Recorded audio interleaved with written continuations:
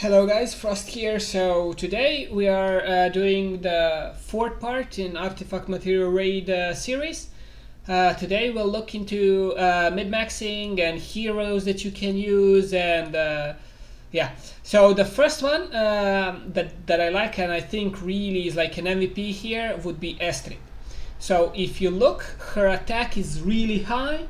That is good because you need a high attack to overcome the defense.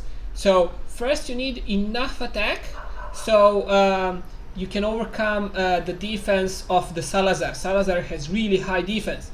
But additionally what she does have is defense reduction. So with defense reduction you can reduce his defense further, so making other heroes easier to gear. So you don't need to have as much attack at the beginning. While you're progressing, you don't have all the gear set up. Maybe you have some crit damage or crit rate gear on your heroes. It would be detrimental if you don't have the defense break on it. I mean, you would be doing a bit less damage. In this way, with defense reduction, you would be doing a lot of damage, and she does have really strong attack, and with her awakening, she gets another range. So she can be placed on the left side or killing ads, and then with another fighter attacking the boss. So you have two fighters at the same time. So let me show you here. So you would be placing one fighter here and then Estrid here toward the Salazar. She would be attacking the Salazar, defense breaking him, and then she would turn to attack the ads. But personally I don't like that, because I would like to place Estrid here. Here would be like a specially spot for the high DPS on the Salazar. He gets his ultimate, then you place Estrid to defense break him, and then you place the ultimate of your really high damage hero, and I think that's like possibly the best use that you can have with her. Additionally, she possibly have the AoE attack, so attack multiple targets at the same time, so she would be good killing the ads. I didn't try myself, but that's what you can deal with. I think her defense break is too good to be wasted on killing ads personally. Another MVP hero would be Narvi, because you can place her right away when she gets her first ultimate off. She paid for herself. You can sell her right away. At the same time, this should be proccing, so you're in bonus of cost, and then you're ahead and you can place more heroes. And you can use her to block the first ooze, for example, and then selling her and then using her again. Additionally, after the first timer comes up, you can maybe use her again to block some ads or something, but really good early on when you're doing the progress. Additionally, the MVPs, as we told last time, would be Isolde. She's really good because she can protect the allies left and right of her if you have the first awakening. That I suggest that is really good. And then the main thing that we are taking her is her ultimate. So before the left side ads spawn in stage 18, for example, Salazar will be doing his ultimate. That's the stage at where the ultimate is really painful, and you want to use Isolde to block it. And additionally, she can get more rage, so she can keep it in the meantime. Other than that, another MVP, but from the healer class, would be Vortex. So Vortex could do the same thing as Isolde does. So Isolde can protect the first wave, then Vortex can protect the second wave, and then the third wave can be protected by Isolde again. So, and then you can rotate them in that way. So these are the really core free-to-play, really good heroes to have when doing the progress. Additionally, the strongest faction would be, of course, Nightmare Council, and the free-to-play heroes in Wrath. He's amazing. You can put him wherever. Later on, he can tank. In the beginning he can fight the ads, later on he can be on the use duty, and then when you overcome everything he'll be tank. Additionally, you can use Volca as well. So Volca can kill the ads on the sides, and she can give the heal to all your allies, and in that way that would be good.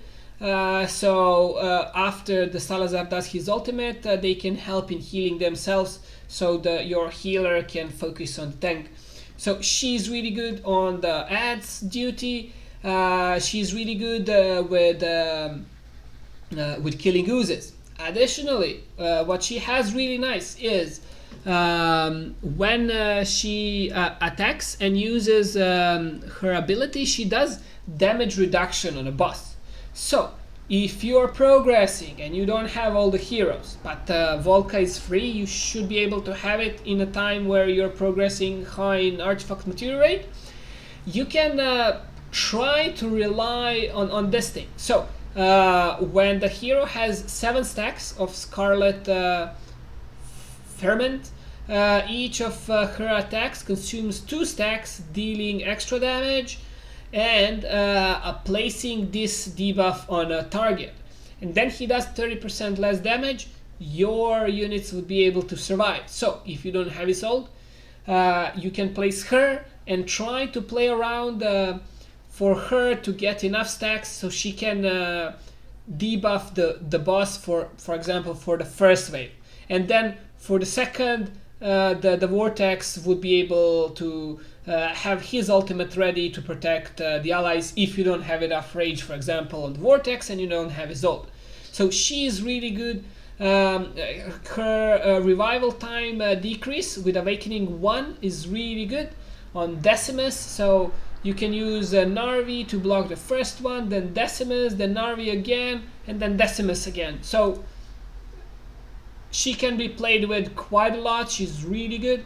Additionally, from heroes that I have, of course, Arrogance is really good, like really high damage, applies burning, and can do everything. His drawback a bit is that he has a bit less HP, so a bit harder to survive for the stage 18, but still you just put a bit more HP on him and he should be able to get through that. But he is really high damage. Of course, Salazar is really good, but what I would suggest, for example, for Salazar is, or for any hero that you have, when you're trying to progress, you're trying to mid-max. So what I did for my Salazar when I was progressing, so when I read the skills, it says this line, hit if the target is inflicted with bleed. So the attack would be guaranteed crit hit. So second attack would be a crit if you have a bleed. So and this one here, it says again, this skill guarantees crits hits on target inflicted with bleed. So what are you looking to get is you're looking to bleed the Salazar. With the bleed, bleed gives physical damage taken by the bleeding target to be increased by 10%. Of course you want that before using the ultimate, and then you want to use it when he's bleed additionally, because it's going to be 100% crit. So you don't have to have crit almost at all on Salazar. My Salazar had like 300% of crit damage extra, and he had like 0% extra crit, okay? But when he does his ultimate, he would do a lot of damage because of this thing, and the target needs to be under bleed. I know it's a bit annoying to use it, and you have to time it, and you have to wait for it, and then to reset if it doesn't happen. But when you're doing progress, that's what's required if you want to do it sooner, before you get the gear strong enough to pass it normally. So Salazar is really good like that, but we have to read what the heroes have and try to, you know, echo as much as we can from them. So this is what I did with my Salazar, for example. Another really nice hero would be Aim, and his penetration that he buffs and damage on the target in front of him. So you can place him on the sides where the ads are, and then you would place a fighter in front of him, and then your tank. But you would place tank, so you block Salazar in 2 positions, and in that way he would be able to attack it. He would be able to clear the ads, and he buffs your damage dealer in it. Just keep in mind, when you place on that further position, in later stages he will be attacked. So he needs to have some HP to survive as well. And additionally, he's a leader, lord, and that can be beneficial if you're using some tanks or DPS that are in his under his lords. So yeah, he's really good as well, and can be used successfully because he has these 2 attack. A very nice hero is Jenkar. So his curse, when blocking enemies, applies curse to them, and then curse would give that those enemies cannot perform basic attacks. So when he's on the ads duty, he would be able to kill them without them attacking him, or he can block them for some time if he is not strong enough to survive. So yeah, he's really good in that way, and he can be used really nicely in Artifact Material Raid. Additionally, of course, Decimus can be used to either if your tank dies, so he can replace a tank for a person for a certain period of time, or he can be on the ads, he can be on the user's duty, just blocking where there's, you know, fires come out. He can come and put some water down, but temporarily, of course. He can't deal with anything unless you build him really strongly. Brokir would be really nice when he's frozen. He can block oozes for quite a while, so if anyone was lucky to get him, he can be used in that way. He can be used as a tank, but personally I would like Isolde more. He does protect your allies as well, but not all of them, so he is good. But yeah, if you have Oleg and it's built nicely so he can tank for a while on his own, you can use Kuke as well. He's really good with his poisons. Just I would suggest him not having poison trap. Reason why is if he places a poison trap on the ground, that spot is now unavailable for you to place heroes. So it can mess up you know, your rotation of heroes that you want to place. He's cheap and he's really good. Later stages especially, he stacks 3 poisons, and that can tick a lot of HP off of the boss. So he's really good to be used if you have someone who can survive for long enough. And possibly before stage 18 or 18, you need someone to heal and to protect your allies. So possibly there, couldn't be used for progress, but you can try as well him. So if you're lucky enough to get Deimos, he's really strong, and he does a lot of damage, but a single target damage. And so we have to, as I said, read their tooltips and to see where to place him. So each consecutive attack against the same target increases damage by 10% for 10 seconds, stacking up to 6 times. So the idea with Deimos is you want to attack only one target. So you want to place him either on the left or right side from where the boss is, and not to be on the ads duty. So you don't want him to be attacking ads because you want him to attack only the boss, so you can have the full benefit of his passive. Unlike that, the Abomination would be really good on the ads duty, because Abomination, for his passive to activate, he wants to be attacked. So you want to place him on the ads duty and then to attack the Salazar at the same time. So always toward the Salazar. And that's, for example, for him. You don't want him to be placed on solo attacking the Salazar, unless you don't have any other better single target DPS, but he would be the best utilized by getting attacked and dishing out damage. Sorry. Now, Hollow can be used for progress. For example, I used it when I did now the clear without Power of Dominance, because my soul couldn't get her ultimate up before the second ultimate of Salazar. So that's why I used Hollow, so she can boost the ultimate of his, and then she does also buff everyone else ultimate, so they can perform them faster, so you can kill Salazar faster. So she is really good option as well. And additionally, later on would really be good is Dolores. So Dolores would give you a lot of attack, and then you can use the ultimates of your really strong heroes. With Dolores, I would suggest using this artifact. This one would increase initial rage by 25%.